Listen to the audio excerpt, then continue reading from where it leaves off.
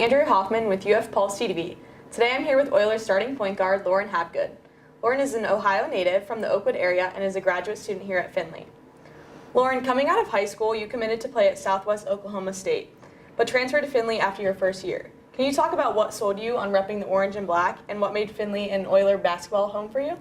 I was actually recruited by Findlay when I was in high school, and I was down to choosing between SWOSU and Findlay, and I ended up choosing SWOSU because that's where all my family's from.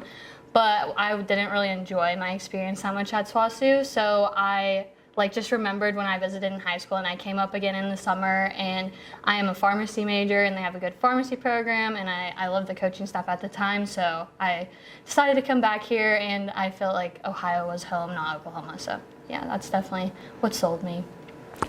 Obviously, COVID-19 and the pandemic had a huge impact on many aspects of the world. Can you talk about how it affected you as a young collegiate athlete and how it shaped you into the player you are today? Yeah, during all the years with COVID, it was kind of just a bunch of unexpected twists and turns that we had to adjust to. Like every week, the rules were changing of whether or not you needed to quarantine, didn't need to quarantine, or wear a mask. So it has helped me learn how to kind of go with the flow and adjust to anything that kind of happens to me. As a veteran player for the Oilers, can you talk about some challenges you guys have faced and what seems to be a rebuilding period for the Oiler basketball team and some standards you're hoping to set for the underclassmen in their future seasons? Yeah, one of the biggest challenges would definitely be finding our identity, and we're still kind of working on that. And we go into each practice kind of thinking about what we want other teams and other people when they look at us to think about us. And with all the young players we have this year, kind of instilling that in them, and we have our core values, and every day we have a poster in our locker and we go over that. So I think just establishing the identity has definitely been the hardest part during this rebuilding period, but when we establish that, it's definitely going to lead to a lot of success in the future. Last season you had only started one game, but this year you've started all 13 games. Can you talk about what you've done to improve yourselves as a vital part of this team and some things you may be focused on in the off season?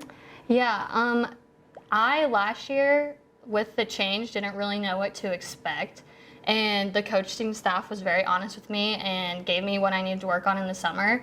And I think this year my role has changed from previous years as more of the leader on the team. So I'm not necessarily going out and trying to score everything. I'm definitely the veteran on our team, so just trying to make sure everything's in order. So I think just embracing my role has allowed me to step into this role and get the start for our games this year. In the 2021 to 2022 season, you averaged 1.4 assists per game. This year you're already up to an average of 1.8. How do you feel you get the ball down to your teammates and, more importantly, protect the ball? That goes back, I would say, to just embracing my role on the team. I know everyone's strengths. I've played with some of these girls for now 3 and 4 years. So just having that sense with my teammates and knowing where they want to get the ball and just looking for them and helping. Coach Duran always says that we want to make our teammates look the best they can. So I've been really working on that this year. You currently also have a high foul shot percentage.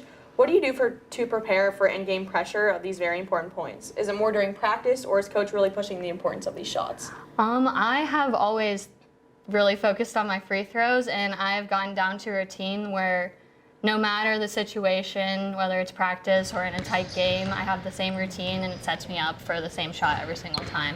So definitely I practice it all the time. I shoot free throws every single day, so that's one of the reasons probably. Looking back at this past game against Northwood, you hit plenty of season highs this game.